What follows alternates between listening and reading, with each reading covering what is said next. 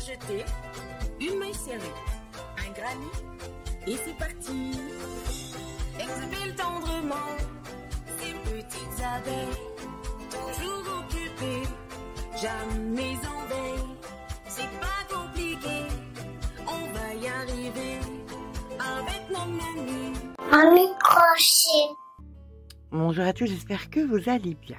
Alors là, je suis en fin 2023 et je suis en train de vous préparer cet ouvrage. Donc je ne vous dirai pas ce que c'est parce que je ne sais pas quand il va sortir. Et j'étais en train de penser une chose, c'est que Noël est passé. On est entre Noël et jour de l'an et donc j'étais en train de faire cet ouvrage et je me disais encore un ouvrage où les gens vont se dire mais qu'est-ce que je vais en faire? Bon, personnellement ça part beaucoup sur des associations, il y a des choses que je garde aussi pour m'inspirer parce qu'il y a des choses que je me dis ah là tu aurais pu faire ci, tu aurais pu faire ça et donc je le garde et ça me permet de me donner des idées pour d'autres choses, mais je me dis que beaucoup de crocheteuses, ça dépend aussi du stade dans lequel vous êtes. Parfois, on se retrouve avec des tonnes de choses et qu'on ne sait pas quoi en faire. Je vais vous donner une astuce qui, je pense, va vous plaire. Donc, quand on est débutante, on fait du crochet pour apprendre. On fait beaucoup de choses parce qu'on veut apprendre énormément. Quand on est intermédiaire, on veut s'essayer à de nouvelles choses, de nouvelles techniques, nouvelles ceci, nouvelles cela. Et ça fait toujours donc de la matière et des choses qu'on fait. Et quand on est expérimenté, je pense, parce que je ne suis pas du tout, je pense qu'on se challenge à mort sur des tutos hyper compliqués, qu'on se dit est-ce que je vais y arriver, est-ce que je vais pas y arriver, voilà. Et ce qui fait que néanmoins, en fin d'année, on se retrouve avec 3 tonnes de trucs. Et qu'est-ce qu'on en fait, qu'est-ce qu'on en fait pas? Alors, je vais vous donner une petite astuce. Moi, j'ai ce petit carnet qui est vraiment une bible pour moi. Mais ce qu'il y a de bien, c'est que, regardez comme il est tout petit, je le mets de partout. Je peux être n'importe où, j'ai une idée de titre pour un tuto, une idée de tuto, une idée de points, je peux toujours tout marquer à l'intérieur, mais surtout,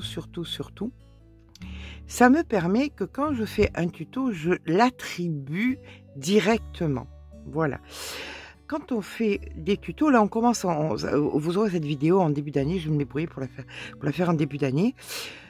Attribuez directement les ouvrages que vous allez faire à un cadeau d'anniversaire, à un cadeau de Noël, et ça vous permettra de ne pas vous retrouver avec 3 tonnes de trucs que vous n'allez pas vous servir, ou que vous n'allez pas quoi savoir en faire. Au moment même où vous le faites, vous l'attribuez.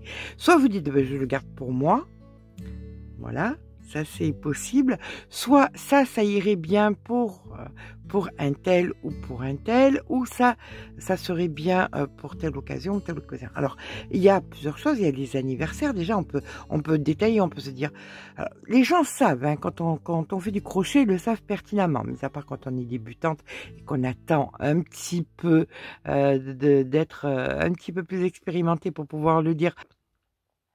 Mais quand vous faites un ouvrage, vous pouvez directement le marquer pour qui c'est, l'attribuer.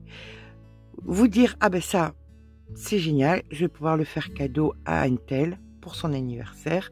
Ça, c'est génial. Alors, ça peut être un petit amigurumi. Vous vous dites, ça, je le réserve, je le mettrai, il passe directement dans une boîte. Ça sera, je pousse un peu la chose pour Carmit. Pour les enfants sans Noël, par exemple, hein, je vous dis ça, je vous dis rien. Enfin, voilà. Après, il y a des choses, je vais vous raconter un petit peu ma vie. C'est un petit peu du storytelling. Il y a vraiment pas longtemps, j'ai eu un gros souci informatique. J'ai dû acheter en urgence un écran. Et la dame, c'était une jeune femme qui est de Chronopost qui est venue. Et elle est rentrée. C'est très rare. Généralement, on n'est pas très content. Après, les livreurs, et parfois, on a bien raison parce qu'il y en a qui font aucun effort. Et cette dame est rentrée chez moi et m'a montré, parce qu'il fallait que je lui donne un code. Et je ne savais pas du tout, je ne comprenais pas ce qu'elle voulait. Elle est rentrée chez moi et elle m'a montré où était le code sur le site et tout. Et j'ai pris un grand plaisir à lui faire cadeau. J'avais fait des petits porte-clés, porte-bonheur. et j'ai pris un grand plaisir à lui faire cadeau un de ces petits porte-clés. Donc, vous pouvez faire aussi une petite boîte pour remercier les gens. Il y a des gens qui vous rendent service, la pharmacienne, la petite boulangère, voilà, vous mettez ça au fond de votre sac, vous avez 2-3 petits porte-clés bien emballés dans un petit sac et tout, et je vous jure que ça donne le sourire. Ça vous déculpabilise d'avoir passé du temps à faire quelque chose et que ça finisse dans une boîte, et ça fait plaisir à d'autres personnes.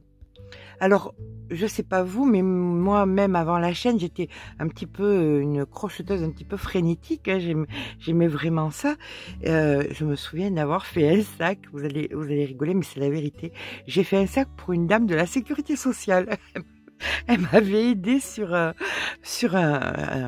dossier qui était un petit peu compliqué, et pour la remercier, je lui avais fait un sac et elle était restée stupéfaite. Et j'étais stupéfaite qu'elle était stupéfaite, et c'était sympa, quoi. Les gens aiment bien, c'est plus facile d'acheter un cadeau, 10-15 €, que de faire quelque chose et que c'est fait avec le cœur. Donc, vous pouvez, là on est en début d'année, commencer à gérer vos projets, ce que vous êtes en train de faire. Dans un petit carnet, vous notez les anniversaires en disant « Ah ben voilà ». Quand vous faites, par exemple, si cet ouvrage vous plaît, vous marquez « Ah ben ça sera pour ma copine untel, ou pour mon infirmière, ou pour ma kiné, ou pour ceci ou pour cela ». Ça fait toujours plaisir, et puis vous, ça vous débarrasse. En fin d'année, vous saurez que vous serez débarrassé de tous ces ouvrages qui ont été du plaisir sur l'instant, mais qui en fin de compte s'accumulent dans vos placards.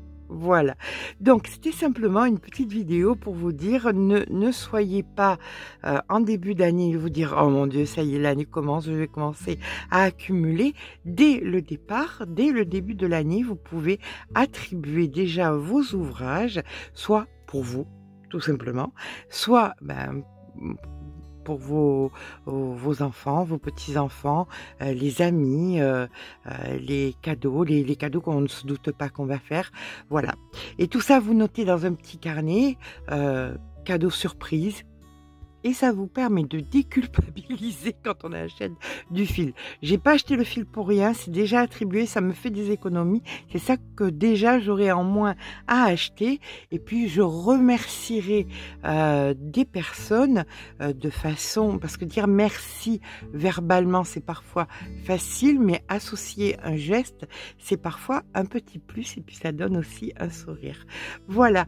Bien écoutez, j'espère que je vous aurai donné une petite idée. Ce carnet me sert à tellement de choses, déjà à noter tous mes mots de passe, parce que je pense que on est toutes pareilles, on a des milliers de mots de passe. Ça me permet aussi de faire croire à mes petits-enfants que je leur mets des mauvaises notes et qu'ils auront moins de cadeaux à Noël s'ils sont pas sages, ou que le Père Noël...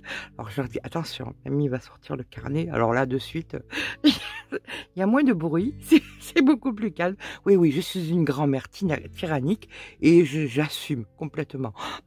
Je plaisante, bien évidemment. J'ai essayé avec Maurice, mais ça marche pas. Tu auras moins de croquettes, ça marche pas du tout. Donc voilà, c'est vraiment avoir ce petit carnet qui vous permet de noter tout ça. C'est vraiment déculpabilisant, tant au niveau de l'achat des fils, tant au niveau du rangement des ouvrages et de l'attribution des ouvrages que vous êtes en train de faire. Vous savez que quand vous êtes en train de faire quelque chose, eh bien ça finira pas. Et puis s'il y a un monsieur,